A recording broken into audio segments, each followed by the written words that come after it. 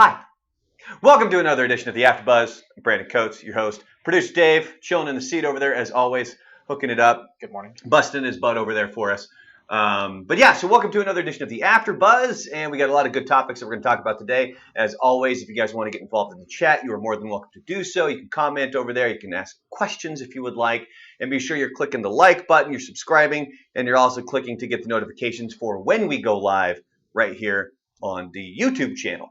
So first and foremost, we just kind of got to kick things off a little bit. In case you didn't know this, NFL training camps have begun. Not all of them, but most of them. Like I know the Dallas Cowboys, they don't kick off until Friday, I believe. But a lot of the training camps have already started to kick off, which is great, which means football season's just around the corner. I'm a little torn still. I'm not sure if I want to do fantasy football or not. I've done some form of fantasy football now for almost 15 years, I think, maybe 13 years or so. And there's been years where I've been in as many as 3 leagues. I've won leagues before. I've won more than one league in a year. But it's kind of lost its flair a little bit, I think. And I don't have the time that I would like to research it and to look this stuff up and to set the lineup and to get the waiver wire pickups and all this other stuff. And it's just, I don't know. I haven't quite decided yet because the only league I've been in, I think the past couple of years, or at least the last year, has been the league that I run, which is, one for, my mom and my sister to join and just a group of friends. It's a free league. The only thing I've thought about doing to kind of make it, keep it interesting, I guess, for people would be to put like $20 on the line or something. And, first place gets X amount of dollars. Second place gets X amount of dollars. But who knows? We'll wait and see how many people that want to rejoin that league and whether or not we do one. But yes, NFL training camps have begun as the New England Patriots try to defend yet another Super Bowl title. It's going to be an awesome season. Kicking things off today, we'll talk about a little Wet and Wild. Hit that up with the family over the weekend. Personally, I love going to Wet and Wild. You can take in your own food. They got grills there. I've never done it, but it's something I want to do. They kind of have those pretty cool cabanas that wrap around the backside.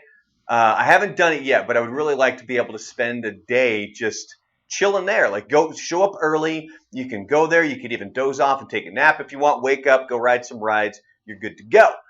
Because this past weekend when we went, we only really went for half a day. Like it was in the afternoon. Was where we went. But we found a secret spot where there wasn't a lot of people because if you can imagine, temperature was hot here in El Paso, Texas, so a lot of people were at the water park, man. And when we parked way the hell out there. So we already anticipated this is going to suck trying to get there, trying to find a spot to put our stuff. But as we were walking in, I'm going to tell you a little secret here, folks. Okay? I don't think I should be doing this because this is my secret, at least me and the other 3 groups of people that were there.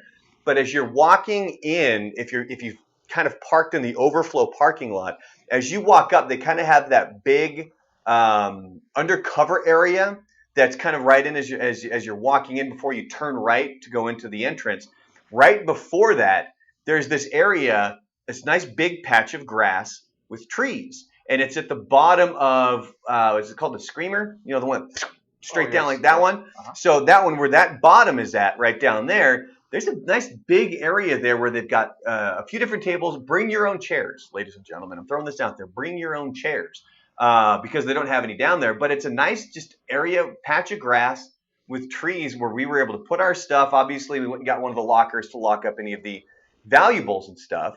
But, you can leave your stuff down there, go ride some rides, go head on into the wave pool and do that other stuff. And, it's a good day out of the old Wet and Wild water world. Finally got the kid on a decent-sized slide, and we got to snap her out of this constant fear of everything, man. Like, she's to the point now where this crippling fear, that's what she's scared of. She's not scared of the actual thing. It's the fear building up to it. And I know what that's like because I was very similar to that when I was a kid, and that's why it's difficult to try to get her past it because I know for me, it would have been difficult for somebody to just push me to do it because I would have gone fighting just like she does. Where it's like, no, I'm not going to do this. No, I'm not going to do this. Because we took her to one of those slides that's on the back.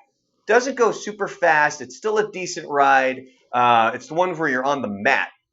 And so she was in front. Man, once we start walking up, as I got the mat in my hand, it starts, I don't want to go, I don't want to go, I don't want to go, I don't want to go. And I'm like, dude, you're going. Like, just like this is the only way around it. You're going. You're not going to drown. You're not going to have any issues. It's the same damn thing that I was trying to tell her the past 2 weeks, that it's okay to dunk your head in water. Like, she's legitimately concerned she's going to drown. And I'm like, that, like, when it came to her swim lessons, I'm like, your instructor's right there. There's 2 lifeguards, and I'm standing like 10 feet away. Like, there's not going to be any problems. But her fear overpowers her, and we're trying to get her out of that, and we're trying to get her to the point where it's like, look, if there is something to fear, your mom and I are going to tell you, and we're never going to put you in a situation that's going to be too much for you. You know, as we're kind of walking around the water park at Wet and Wild, you know, I'm like, you're not going to do that ride. It's too big. You wouldn't do that one. It's too big.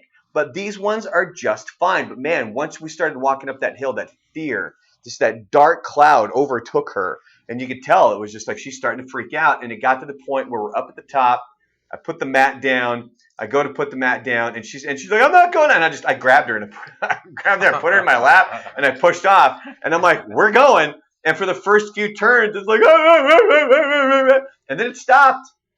I'm like, see, there's nothing wrong with that. It even got to the point at the end of that one, when you hit to the bottom, most people, you're going all the way under. Man, I even grabbed her by the side, and I did one of these, you know, when we hit the water. So I lifted her head up out so she's not going to get dunked, because I know that was going to freak her out. But she's also so stubborn that it's, you know, did you have fun? No, it wasn't fun at all. When she probably did have fun, but she doesn't want to contradict the fit throwing earlier, because then that's going to completely undo any fit throwing later that she's going to bring up, because it's like, well, look, you have nothing to fear about this thing. But then again, this is nothing new. This is something we dealt with when we take her to Disneyland. The perfect example of that one was Pirates of the Caribbean.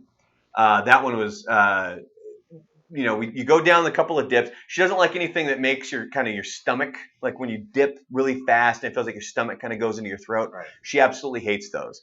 So of course, those 2 dips were bad. But then once you're down below, you're just on a boat, like just going like this, just chilling, looking at Johnny Depp and other pirates. She had her head in my lap the entire time, eyes closed, just not having any of it.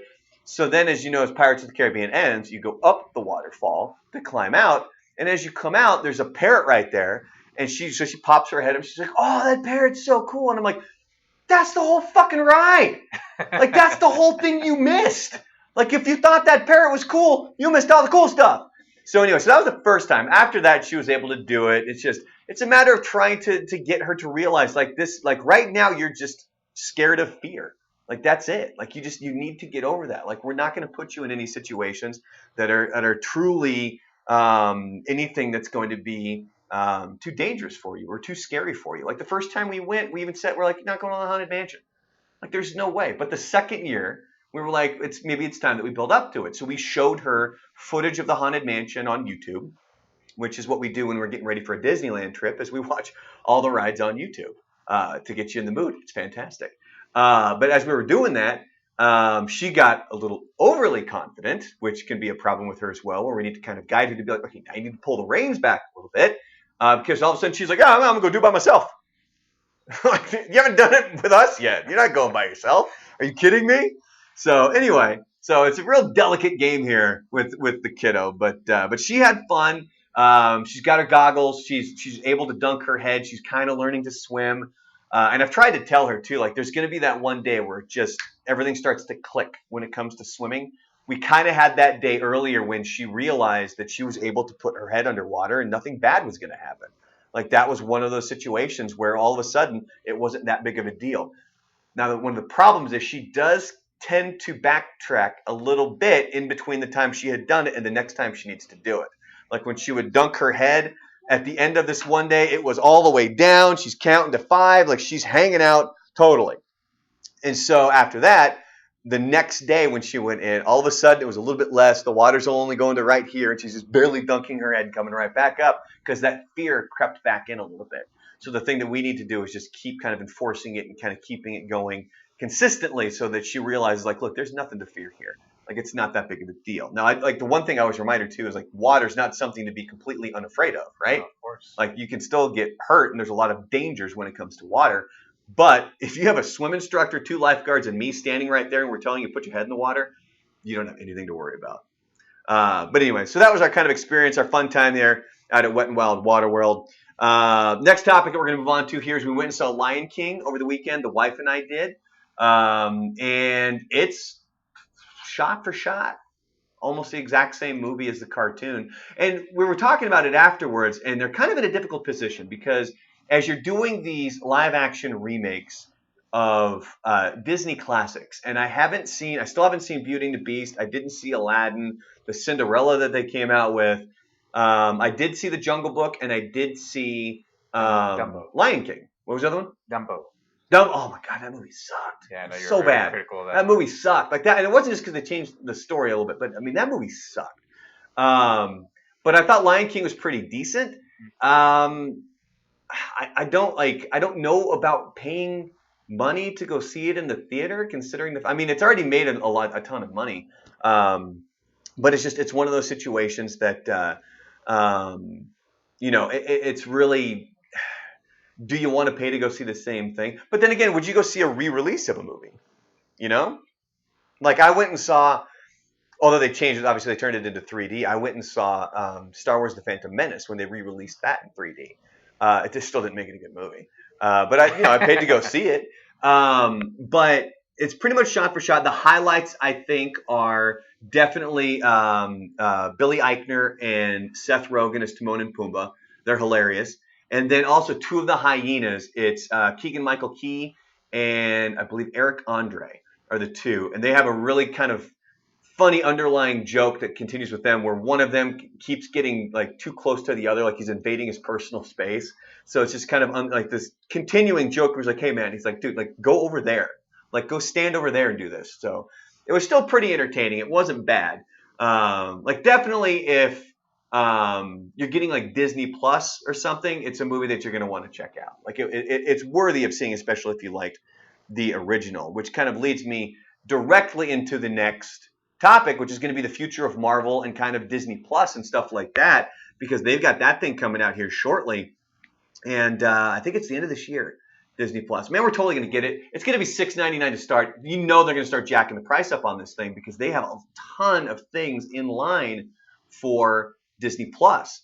But the first thing that they really announced, and this is coming from this past weekend, San Diego Comic-Con, was the Eternals. And I've started to read the Eternals with Marvel Unlimited. If you don't have Marvel Unlimited, but you're a Marvel fan, it's worth the money. It was like $90 or something like that for a year. And they've got over 25,000 comics available. So you can read the original The Eternals. That's by Jack Kirby, like back in the 70s.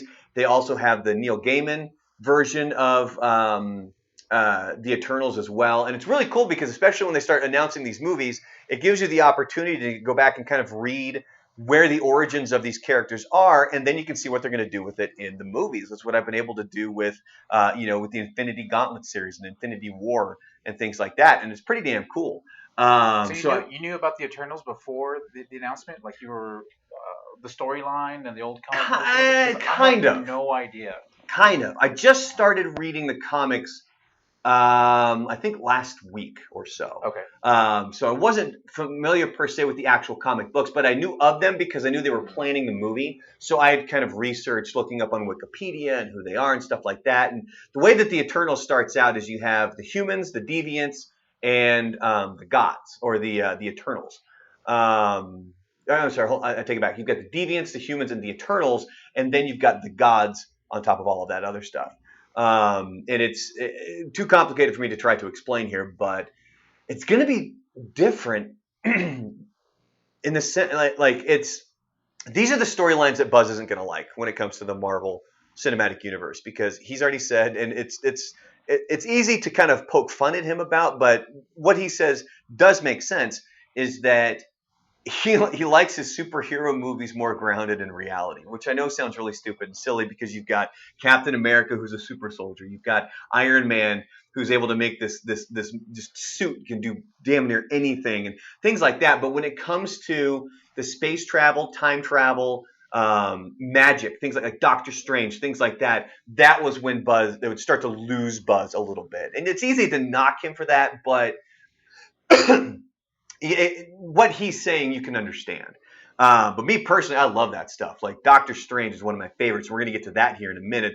But the Eternals, that's the first big announcement that they have. That's going to be in theaters coming up next year on November 6th. One of the biggest names that's on the cast of that is going to be Angelina Jolie. She's going to be playing Thena. And Lisa made this comment on the morning show was she hopes that Angelina Jolie's not too big of a star to where it's like, oh crap, we're watching Angelina Jolie, not a Marvel movie. You know what I mean? Like it almost takes away from the storyline. Like that happened to me with Kevin Bacon and X-Men First Class. Like when he took away almost too much. Like he was too big of a star for that movie. The next big announcement that they made was the Falcon and the Winter Soldier. That is going to be the TV show they have coming out. Baron Zemo is returning as a villain. This is going to hit fall of 2020 on Disney Plus. And now you're going to start to understand why I'm saying that $6.99 price tag for Disney Plus is not going to last. Granted, I know Disney already owns this stuff. It's their, like, they don't have to pay another production company. Like, you know how Netflix, like, they had to pay for The Office, they had to pay for Friends and things like that, which obviously those are going away. But Disney owns these properties at this point. But yeah, so that, and it's bringing back the actual actors that play the Falcon and Winter Soldier. You've got Anthony Mackie and Sebastian Stan, so that's going to be super cool to watch. And then after that, you've got one of the movies coming out. It's Shang-Chi and the Legend of the Ten Rings. That's hitting theaters coming up February 12th, 2021. Shang-Chi, kind of a lesser-known character. Buzz made this point on the air. He was really created because of the popularity of Bruce Lee at that time. So I don't know as much about Shang-Chi, but again, Marvel Unlimited, I'm telling you, it's dope. So that's kind of what I try to do is I try to read at least one comic every night to cycle through this stuff so I can, catch up to kind of see what they're going to be going to here in regards to some of these future movies and projects that they're working on. Another one that they announced coming in spring of 2021, again, for Disney Plus, it's WandaVision. And that's a spinoff with Elizabeth Olsen and Paul Bettany as Wanda and their Scarlet Witch and Vision. And the really interesting thing about this one is they're getting the actors that were in the movies in these TV shows. That's so It cool. would be something completely different if they're starting these TV shows and they just bring in other actors to play these characters, but they're getting the main people, which is kind of a big deal. The next one that they have coming out is going to be Loki. This one coming out spring of 2021. Again, Tom Hiddleston reprising his role as Loki. After that, you've got May of 7th of 2021, Doctor Strange, Multiverse of Madness. Now, I'm iffy on this one in the sense that the multiverse stuff can be very, very confusing. I mean, super confusing. I thought Into the Spider-Verse handled it awesome. Have you seen that movie? The new Spider-Man? The Into the Spider-Verse. It's the animated one that came out last year. No, I didn't see that. It's on Netflix. It's good. It's a really, really entertaining movie. It's all about Miles Morales when he becomes Spider-Man. Okay. Kingpin is basically trying to create a tear so that they can he can open up into other universes, like into the multiverse, and all these different Spider-Men from those versions they end up in it. So it's pretty damn cool. But they're also saying that Doctor Strange here is going to be the first ever. Right now, it's going to be like a horror movie. Like it's supposed to be scary, which I think is super, super cool. And of course, you do have Benedict Cumberbatch coming back as Doctor Strange. Now, this next project that they're working on is going to be super cool. If you don't know about the What If comics in Marvel, are you familiar with What If? No, not So the What If is what if something was slightly changed? What if somebody else was this superhero? What if this was different? So there's these completely different things, and it's like a comic book that is a different storyline with the same superhero, but it's somebody else playing that superhero. Somebody else has turned into that superhero, and it's going to be super cool. Now, though, what makes this one different is it's an animated series. It's going to be on Disney Plus, summer of 2021, and it has Jeffrey Wright as the Watcher. Now, if you're not sure who the Watcher is, he was the one that people kept alluding to, who Stan Lee was, because he has all the cameos in the MCU and even into the X-Men universe and stuff like that. So the Watcher, he's this kind of celestial being that just watches. That's it. He can't interact. He can talk and stuff like that. People can see him, but he can't intercede. that the hell I'm looking for? Interfere? Anyway, whatever the hell I'm thinking of. But yeah, so he basically just sits and watches. So what I'm guessing is that like it's him just kind of watching over all these different scenes play out, where the storyline is slightly shifted. They've also got a Hawkeye TV show coming out, starring, of course, Jeremy Renner as Hawkeye. That's going to be fall 2021 on awesome. Disney Plus, which you can see now why. Obviously, I'm telling you that Disney Plus $6.99. That's not going to last, dude. With the amount of money they're going to be paying some of these stars, like it's going to go up. Well, at the 6.99 price point, I think it's a fantastic deal. Mhm. I think if you go and subscribe to like HBO or Showtime, it's normally like It's $15 $15, yeah. extra. At what point do you see it being too expensive? See, and that's what I was kind of thinking of, and that would completely depend on the other things I'm spending on because right now I got Hulu, Netflix, Amazon Prime, and Sling.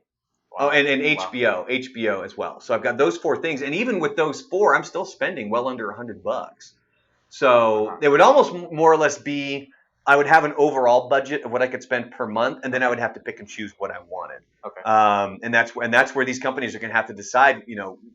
At what point are we dropped off? Where are we at on the tier of these lists of streaming services that people want? Like, is Disney Plus the top service, and then Netflix, and then Hulu? And if it becomes too expensive, do you drop off Hulu or things like that? Like that's going to be one of those conversations the wife and I are going to have many times coming up here in the future. One of the bigger announcements having to do with the MCU is a movie coming out. Let me see here. When is this? November 21st of 2021, and that is Thor: Love and Thunder, and that is the Yes. transferring of Mjolnir to Jane Foster, aka Natalie Portman, which should be pretty cool. Especially because they got Taika Waititi. That's the guy that directed Thor Ragnarok, kind of made it comedic, and I believe he's also the voice of Korg. I think he is. Who's the guy that thought that kid on the TV called me a dickhead again? That guy. Wow, that was accurate. It was fucking hilarious. So yeah, I'm looking forward to that. Not necessarily because of the storyline of having Jane Foster take over Thor, but it's going to be him directing it because I thought Thor Ragnarok was a brilliant movie. Awesome. Like that movie was so well done. Awesome. Some of the other stuff they're working on, of course, we know that they have the Black Widow movie that's been known, and we now know that it's going to be a prequel to the Endgame kind of Infinity War saga. Like they're not bringing her back to life. So it's going to be this battle. I don't think they've confirmed exactly when that's going to be taking place, but it's definitely one of those that I'm a little iffy on Black Widow. Like it's going to have to be a really really good movie to blow me away, whether or not that one comes up. Let me see here. Where do we go? Got to find my tabs. Oh, and then the final one that we're going to talk about here is Blade, and that would be that Mahershala Ali is taking over the role as Blade. Now, if you remember, he played Cottonmouth in Luke Cage. And the thing that people are saying now is that, okay, well, this basically makes it so that the Netflix series are not canon in the MCU. They make a lot of references to it in the shows. I mean, they talk about the attack on New York and stuff like that. So clearly, like that was a plan. It has been known though that Kevin Feige wasn't necessarily a big fan of the Netflix shows, just because of kind of an internal war that he had with the guy who created those shows. And he was even asked in one of like an interview, I think it was at Comic-Con, where they said, is Cottonmouth somehow related to Blade? Is there going to be a connection there? Kevin Feige's like, no. Like any weird kind of connection that you can make there, that's not going to happen. But it's definitely going to be interesting. I was a big fan of the Blade movies with Wesley Snipes. I love the vampire action movies. I thought they were great. Even all the way up until number 3. Like I thought they were fun, entertaining movies for me. So that's what the MCU has coming up. We still don't know what kind of the underlying saga is going to be because, of course, you remember the first saga was the Infinity Saga that wrapped up with Infinity War and Endgame, and now they're going to start kicking off another saga. And it looks like with them using the Eternals and stuff like that, and especially going in like Multiverse of Madness with Doctor Strange, it looks like they're going to do something very supernatural for whatever the next saga is going to be for this next few phases actually of the MCU. Anyway, moving on to one of the final topics here. I got a few life hacks for you because I enjoyed doing that last week. I thought that was fun, even though I gave a life hack for hurricanes for people in El Paso, where I guarantee a hurricane's never going to hit. But yeah, so here are a few life hacks for you, courtesy of Reddit. This one says here, when you're using spoons to measure something like honey or syrup, oil the spoon first, and it will slip right off without a messy, sticky spoon, and will stay off of all the measurements. I know I have a massive problem. One of the things that I like to make frequently is hummus, and you have to use tahini for hummus, and that stuff is a sticky bitch, man. Like it's not. I mean, it's like a replacement for it can be peanut butter. It's even stickier than peanut butter, so it can be a real pain in the ass trying to measure it, scoop that shit out of there, and get it into the blender and everything else like that. So if you want, go ahead and oil that bad boy up. I think I'm going to try this later today because I think I might have to use something similar, and I'm going to do it with Pam. Like I'm going to spray the spoon with Pam, and I'm going to see how well that works out. I'll give you guys an update next week. Another life hack here for you guys. And this one I have personal experience with, by the way. Always pack emergency clothes in your carry-on when you're traveling. An airline losing your luggage is only a matter of time. Even if it's never happened to you, it's far more disruptive to your trip than you can imagine. Now, mine didn't have to do with my luggage being displaced or lost. This was the trip. Did they do the trips here where you would go to D.C. like after 7th or 8th grade, like a group of students from your school would go to Washington, D.C., and then you would kind of go see all the sights and they stuff? do them here. I've never been on those trips personally, but I know of people that have gone to those trips. Yeah, absolutely. Okay, so we did that. I got to do it after my 8th grade year. Okay. And as we went out there, they told us ahead of time, like we would have these meetings, and they were very strict about who got to go on these trips and who didn't get to go. And like if you got in trouble at all during the school year, like you were off the trip. It didn't matter if your parents made the down payment stuff, like you were gone, man. So they would have these kind of pre-meetings. They would let us know these are the places we're gonna go. Like it was so cool, man. Like at the time I enjoyed it, but even now I'm like I still don't think I enjoyed it as much as I should have, and I loved it because like you got to see like we went to the Ford Theater across the street where Lincoln died. You get to go see, like just all these ancient things and these like the history of our country. Like it was so cool to see. But my trip started off really crappy because I spilt my drink all over myself. So they told us in one of these meetings ahead of time. They told all the parents and all the kids, look, pack yourself a change of clothes in your luggage, in your carry-on, just in case. Because you never know what's going to happen to your luggage. Things could get lost, and we're not going to go traveling around trying to find you a change of clothes. So if, God forbid something were to happen, you have a change of clothes. So I remember sitting on the plane, and I'm a klutz, man. Like I constantly spill things. I'm constantly knocking into things. And I just remember like this entire drink, just all shirt, shorts, everything, just soaked head to toe. And it was not a good time. But thankfully, I had that change of clothes, so I went to the bathroom, changed, and even 14-year-old Brandon had a tough time changing in one of those restrooms. But it was definitely a good thing to have that change of clothes. And something that I'll bring up, making a note here for myself for next week on the AfterBuzz, is some of those Washington D.C. stories.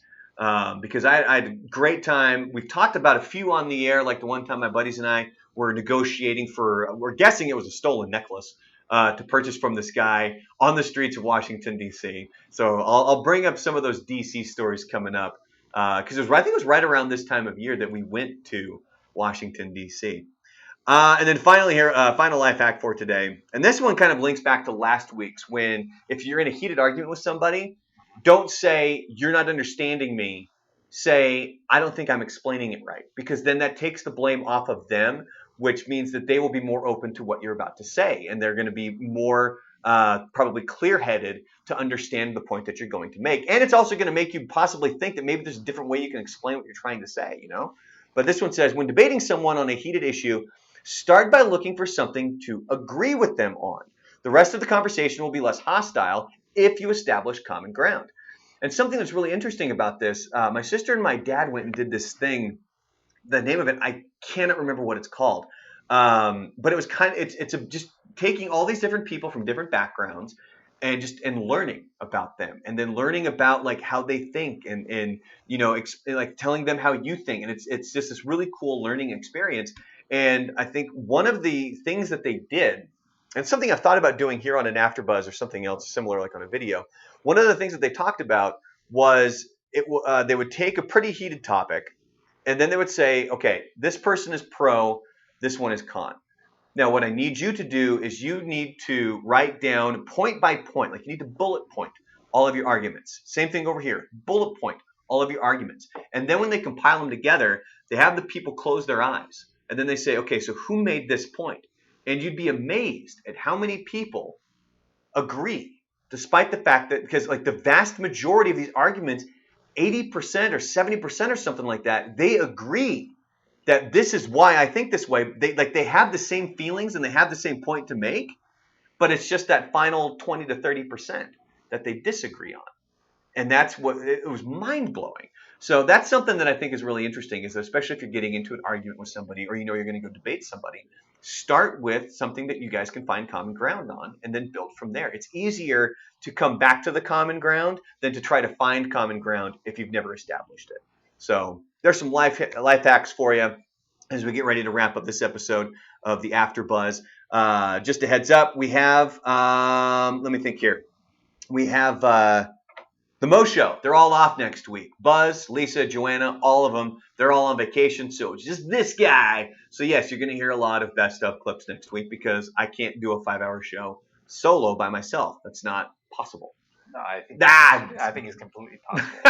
I'm not. It's a ton of work, man. Like, I'm not joking. It's an absolute ton of work. But I am preparing some live stuff for you guys, or not necessarily live, but at least some new things for you, which is why I got to get done with this episode of the AfterBuzz, because I'm about to go interview Tommy Vext, the lead singer of Bad Wolves, and then tomorrow I'm going to be interviewing Chris Kale of Five Finger Death Punch. I'm going to bank those two things so I can play them next week. So there's some fresh material for you guys for next week as we, have a nice best of week on the Buzz Adams Morning Show. Again, before we wrap this up, if you guys have any questions, comments, or anything else that you guys want to put in the old YouTube chat, you are more than welcome to do that. As always, a big thank you to producer Dave over there, who is slinging it. Slinging. Did I say that at the beginning? Did I say slinging it? Is that why people keep bringing that up? No, it's because you're a slinger. Just one of those. Oh, because I use sling. Oh, correct. I was wondering what Frank was putting in there. He said you're a slinger, and I was like, what? That doesn't make any sense. Let me see here. Andre says, what if you do the show but use the listeners as a big part of the show, have callers and discuss topics? That's terrible radio. I'm not gonna lie to you. Like, that ends up being horrible radio. That's one of the things that I frequently listen to the Dan Le Batard Show podcast. Used to listen to it live when he was in Miami before he was on ESPN, and that's one of the things Stu Gatz would always do. And he's turned into the caricature of who he is. Stu Gatz has, in the sense that when he's the one running the show, you can tell he's lazy as shit, and you can tell that he just doesn't want to put in the work for the show. And it was always like, we're taking phone calls, we're talking about what you guys want to talk about, and it's terrible radio. It's not good. Like people keep asking us constantly, why don't you just do live stuff? Well, if there is enough of us there to create a conversation, then yeah, we'll do some live stuff. I prefer to do, like, if it's just myself, Joanna, and Lisa, I would like to do a fully live show. Obviously we would do the replays like we do when Buzz is in, so that we can make sure that we're trying to get the most out of really good material. But in that sense, like, no, it's not easy to do, man. It's rough. So we've got some really good best of stuff that's going to be lined up for you guys next week. On that note, also talking about the Dan Le Batard Show podcast, we've got our podcast that I need to plug here really quick. Don't forget the Buzz Adams Morning Show podcast. It doesn't go up daily because our overnight guy is the one who edits it. So I just send him like, hey, pull these clips, put them together as the podcast, and then I upload it the following morning. But there's a bit of a delay for Monday and Tuesday because he's not in until Wednesday on the overnight. So those didn't get loaded until this morning. But by all means, hit up the Buzz Adams Morning Show podcast. It's the show basically kind of condensed down to an hour to 2 hours. You have Apple Podcasts and Google Podcasts where you can find that. Don't forget, we also have, let me think. We got the Rockstar 101. New episode went up on that this past Monday. I'm going to try to get those things consistently up every single Monday from here on out. So this most recent one, we talk about cover songs, and Shim tells a fantastic story about why he wasn't able to release his cover of Destiny's Child's Say My Name. So if you want to check that out, Spotify, Apple Podcasts, Google Podcasts. Again, that one is called Rockstar 101. Of course, as you're here, we have the AfterBuzz. This happens every Wednesday, 10:30 Mountain Time live. If you're catching this on a replay, if you're rewatching it, by all means, join us, on a Wednesday, and you can get right involved in the YouTube chat. And then we also have the What the Buzz podcast. That is Joanna and Emily that do that one, and that can be found over on Spotify as well. Really quick, Frank is asking, what did I think of Le Batard's latest rant? Which rant are you talking about? Because I'm pretty sure he's got a lot of them. But hold that for next week, Frank. Hit me up, message me on Facebook. Let me know which one you're talking about, and then I'll try to bring that up on the next week's AfterBuzz. On that note, I got to run. I got to go interview Tommy Vex from Bad Wolves. It's going to be a great time. And you guys have yourself a fantastic Wednesday. Of course, next week there will still be an AfterBuzz, even though the whole show's gone and it's going to be best of and stuff. We will have an AfterBuzz next week. And, of course, see you bright and early tomorrow morning, 5 a.m. Mountain Time on the Buzz Adams Morning Show. Big thank you to producer Dave.